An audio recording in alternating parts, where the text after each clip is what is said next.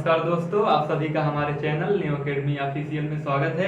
दोस्तों, आज की इस क्लास में हम लोग विशेषण पढ़ेंगे। इसके पहले की क्लास में हम लोगों ने क्या पढ़ा था? सर्वनाम। और इसके पहले क्या पढ़ा था? संज्ञा। तो चलिए शुरू करते हैं।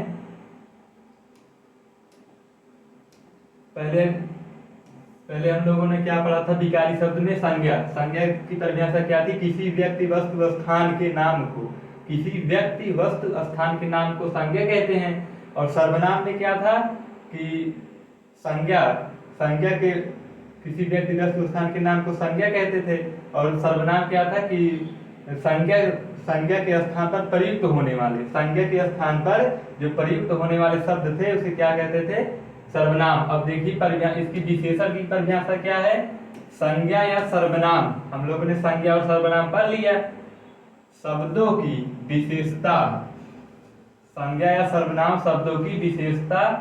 विशेषता में क्या क्या होता है? जैसे गुण, दोष, संख्या, परिमाण, ये सब क्या है? विशेषता आदि बताने वाले शब्दों को क्या कहते हैं? विशेषण कहते हैं। एग्जाम्पल से देखिए, जैसे लंबा, मोटा, सही, गलत, भला, बुरा, ये सब क्या है? विशेषण है। चलिए आगे देखते हैं अगला पॉइंट क्या है। अगला पॉइंट क्या है? देखिए, संज्ञा या सर्वनाम की, संज्ञा या सर्वनाम की विशेषता बताने वाले शब्दों को विशेषण कहते हैं। यहाँ पे ध्यान दीजिएगा। संज्ञा या सर्वनाम की विशेषता बताने वाले जो शब्द होते हैं उसे क्या कहते हैं? विशेषण कहते हैं। जैसे लंबा, मोटा, ये क्या है? विशेषण है। जबकि जिस संज्ञा, ध्यान दीजिएगा आप लोग, जबकि जिस संज्ञा या सर्वनाम की विशेषता बताई जाती है उसे क्या कहते हैं? विशेष कहते हैं। एग्जाम्पल से समझते हैं हम लोग। देखिए, जैसे सीता सुंदर है, तो हमने क्या बताया? सुंदर। तो क्या है ये? सुंदर क्या है? विशेषण है। तो आप लोग यहाँ ध्यान दीजिए, क्या कह रहा है कि जबकि जिस संज्ञा या सर्वनाम, तो इसमें सीता क्या है? संज्ञा है। तो ये क्या बता रहा है? संज्ञा या सर्वनाम की विशेषता बताई जाए, इसे क्या कहेंगे? ये तो सुंदर जो है ये विशेषण है। लेकिन जिस संज्ञा या सर्वनाम की, ध्यान दीजिएगा, जिस संज्ञा या सर्वनाम की विशेषता बताई जाए, तो यहाँ पे संज्ञा कौन है? नाम जो है ये सीता है, तो इसकी विशेषता बताई जा रही है। और इसी को, सीता को हम क्या कहेंगे? विशेष कहेंगे। सीता क्या है? विशेष है। और ये जो ये सुंदर है, ये क्या है? विशेषण है। सीता विशेष और सुंदर विशेषण। एक बार फिर से देख लीजिए। संज्ञा या सर्वनाम की विशेषता बताने वाले शब्द जो होते हैं विशेषण कहलाते हैं। तो संज्ञा या सर्वनाम देखिए, जैसे सीता संज्ञा है और ये क्या है? सुंदर क्या है? इसकी विशेषता बता रही है सीता की। तो सीता जो हो गई ये विशेष से हो गई, और जो सुंदर है ये, सीता जो है ये विशेष हो गई, और सुंदर जो है ये क्या है? विशेषण है। चलिए आगे देखते हैं। विशेष से हो गया, उसके बाद है प्राविशेषण। किसे कहते हैं? देखिए, जो शब्द विशेषण की विशेषता बताते हैं, जो शब्द विशेषण की विशेषता बताते हैं उसे हम लोग क्या कहते हैं? प्राविशेषण। देखिए एग्जांपल से समझिए। जैसे देखिए, तुम तेज दौड़ते हो। देखिए इसमें क्या है? तुम तेज दौड़ते हो, लेकिन देखिए तुम बहुत तेज दौड़ते हो। ये क्या हो गया? विशेषण की भी विशेषता बता रही है कि तुम बहुत तेज दौड़ते हो। तो ये बहुत क्या हो गया? प्राविशेषण हो गया। यहाँ पे आप लोग एक पॉइंट और लिख लीजिएगा कि प्रयोग के आधार पर। अभी देखिए, यहाँ विशेषण के भेद में हम लोग, विशेषण के कितने भेद हैं? 4 भेद हैं, और प्रयोग के आधार पर 2 हैं।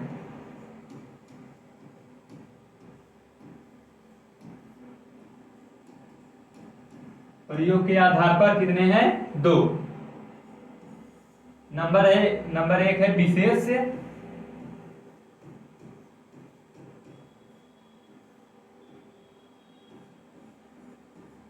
विशेष विशेषण, और दूसरा है विधेय विशेषण।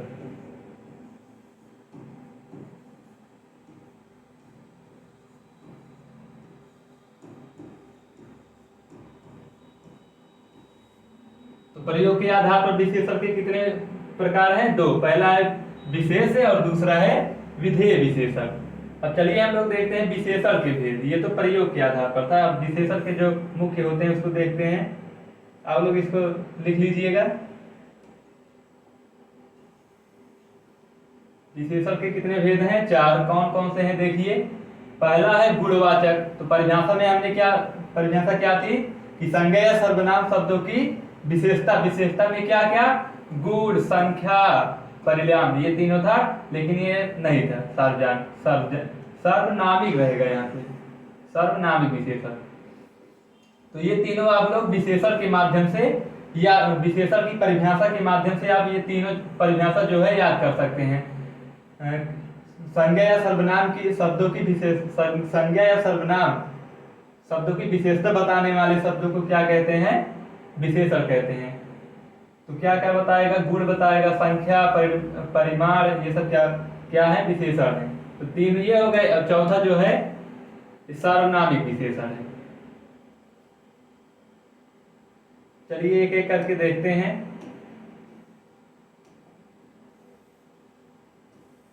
सबसे पहले है गुणवाचक। गुणवाचक विशेषण की परिभाषा देखिए। जिस विशेषण शब्दों से किसी का गुण या दोष प्रकट हो उसे क्या कहते हैं? गुणवाचक विशेषण कहते हैं। देखिए जैसे वह ईमानदार व्यक्ति है, वह ईमानदार व्यक्ति है। तो देखिए इसका क्या है? एक गुण बता रहा है। तो परिभाषा से समझिए, जिस विशेषण शब्दों में किसी का गुण या दोष। रामायण सुंदर रचना है। सुंदर क्या हो गया? ये गुणवाचक विशेषण। मोटा आदमी आ रहा है, तो मोटा क्या हो गया? गुणवाचक विशेषण हो गया।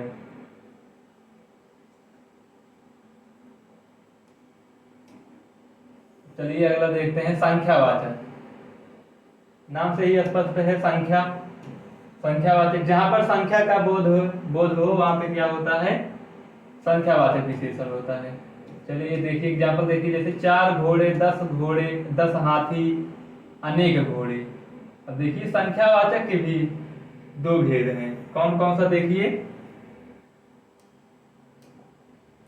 संख्यावाचक विशेषण में क्या है? संख्या का बोध होगा। देखिए एक है निश्चित, जो निश्चित संख्या का बोध कराए, और दूसरा है अनिश्चित, जो अनिश्चित संख्या का बोध कराए। जैसे देखिए 1, 10, 5 ये सब क्या है? निश्चित संख्या है। लेकिन अनिश्चित में देखिए कई, अनेक, सब, बहुत, ये सब निश्चित नहीं है। तो ये कौन सा प्रकार है? अनिश्चित संख्यावाचक।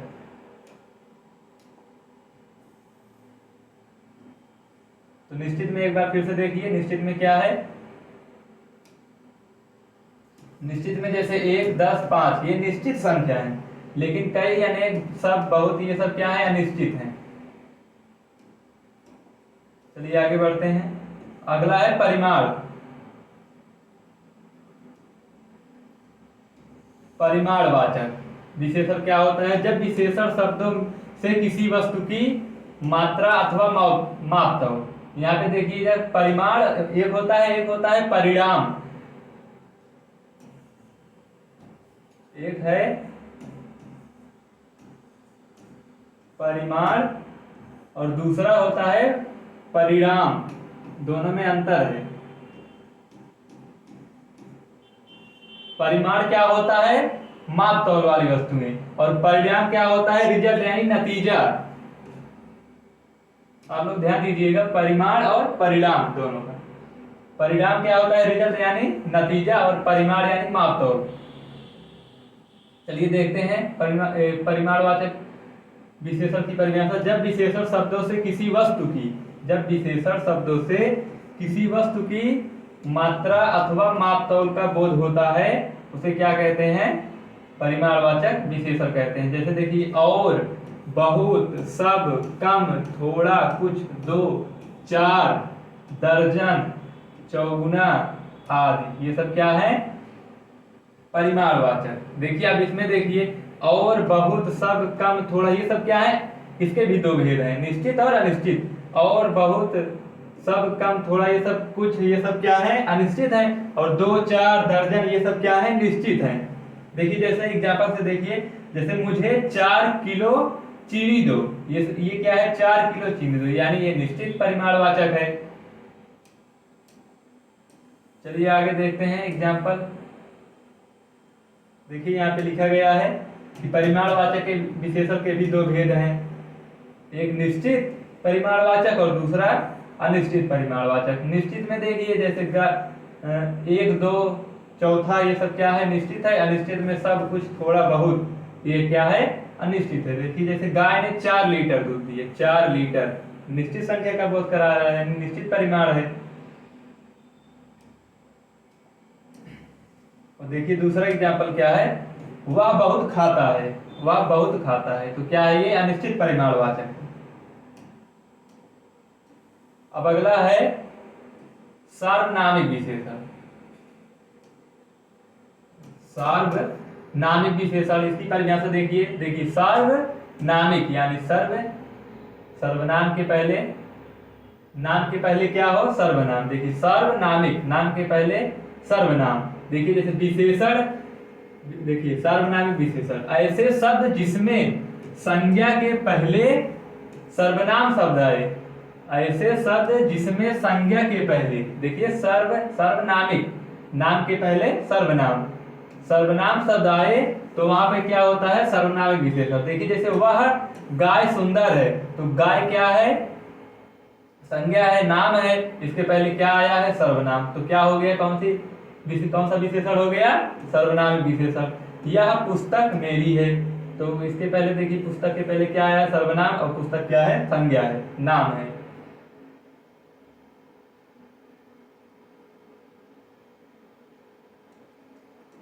चलिए यहाँ पे देखते हैं हम लोग। देखिए यहाँ पे एग्जाम्पल है, कोई व्यक्ति आया है,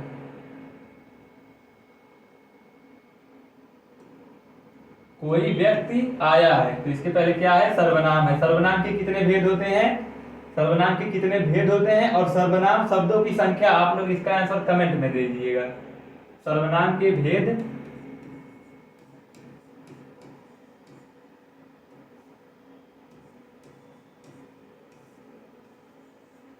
सर्वनाम के भेद और उसकी सर्वनाम शब्दों की संख्या, सर्वनाम के भेद और सर्वनाम शब्दों की संख्या।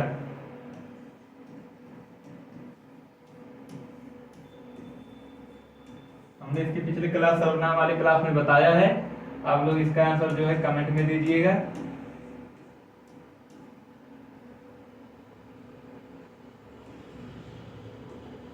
चलिए अब देखते हैं कि विशेषण की कितनी अवस्थाएं होती हैं। देखिए पहला है मूलावस्था, और दूसरा है उत्तरावस्था, और तीसरा है उत्तमावस्था।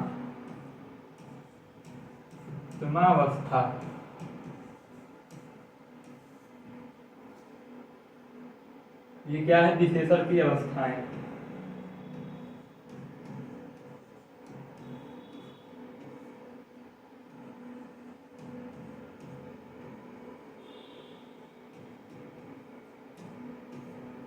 देखिए मूलावस्था में देखिए एक एग्जांपल लेके समझाते हैं। देखिए जैसे लघु, ये क्या है, मूलावस्था है, और उत्तरावस्था में देखिए यहाँ पे रा है, तो क्या हो जाएगा, लघुत्तर।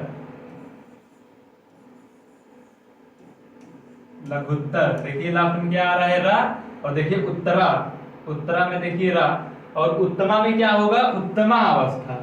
जैसे देखिए लघु, लघुत्तर, लघुत्तम।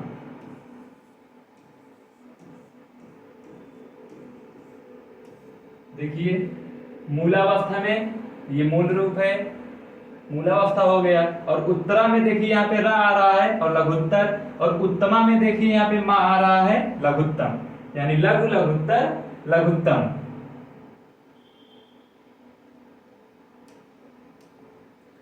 तो आपका विशेषण की क्लास समाप्त होती है। इसके बाद हम मिलते हैं एक नए टॉपिक में। तब तक के लिए जय हिंद, जय भारत, वंदे मातरम।